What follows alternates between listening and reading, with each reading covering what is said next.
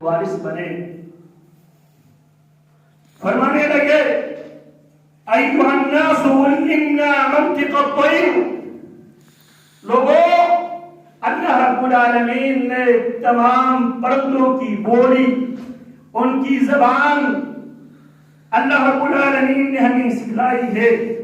وَأُوتِينَا مِن كُلِّ شَيْءٍ.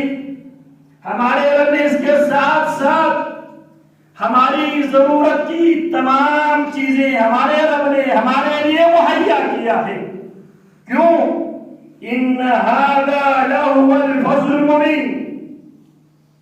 یہ پرندوں کی بولی، ضرورت کی تمام اشیاء کی دستیابی، إِنَّ هَذَا لَهُوَ الْفَضْلُ الْمُبِينُ.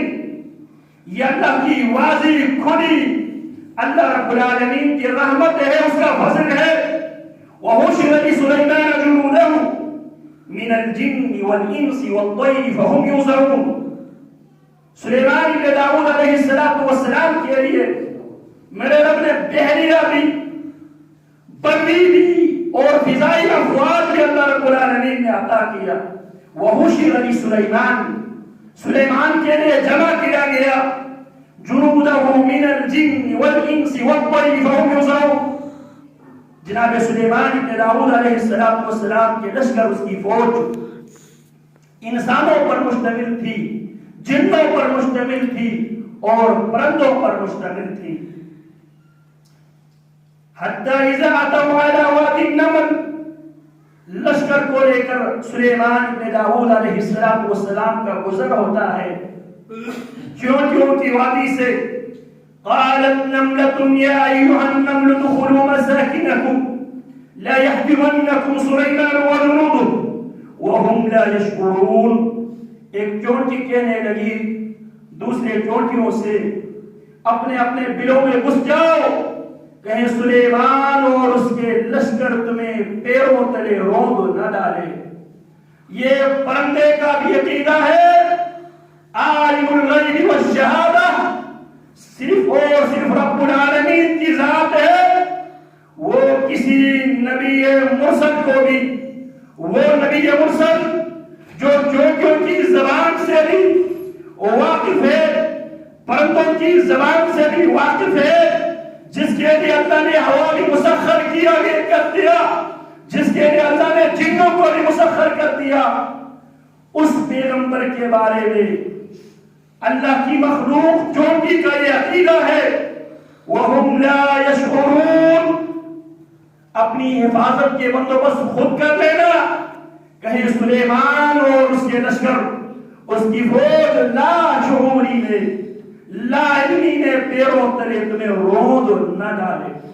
اللہ رب العالمین نے قرآن مجید میں زمین پہ رینگنے والی چونٹی کا عقیدہ بیان کر کے مسلمانوں کو یہ عقیدہ دیا ہے.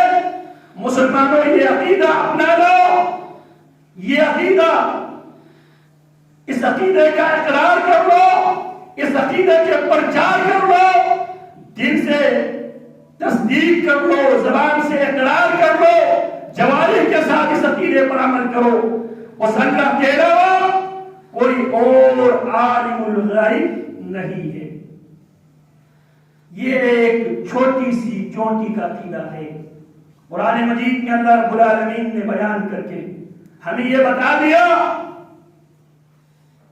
کائنات میں بسنے والی ساری مخلوق سے ہمارا رشتہ عقیدہ توحید کا ہے. کائنات میں بسنے والی ساری مخلوق سے ہمارا رشتہ عقیدہ توحید کا ہے. وَإِن مِّن شَيْءٍ إِلَّا يُسَبِّحُ بِحَمْدِهِ وَلَكِن لَّا تَفْقَهُونَ تَسْبِيحَهُمْ كُلٌّ قَدْ عَلِمَ صَلَاتَهُ وَتَسْبِيحَهُ. اللہ فرماتے ہیں ہر چیز میرے رب کی پاکی بیان کرتی ہے. میرا رب پاک ہے تمام قسم کی عیوب و نقائص سے، تمام قسم کی کمزوریوں سے، مجبوریوں سے میرا رب پاک ہے. سبحان اللہ. اور اللہ رب العالمین نے بار بار سبحان اللہ پڑھنے کا حکم دیا. سبح للہ. جو چیزیں مر کھپ چکی ہے، ختم ہو چکی ہے، ان چیزوں نے بھی اللہ کی پاکی بیان کی. یسبح للہ، جو موجود ہے بیان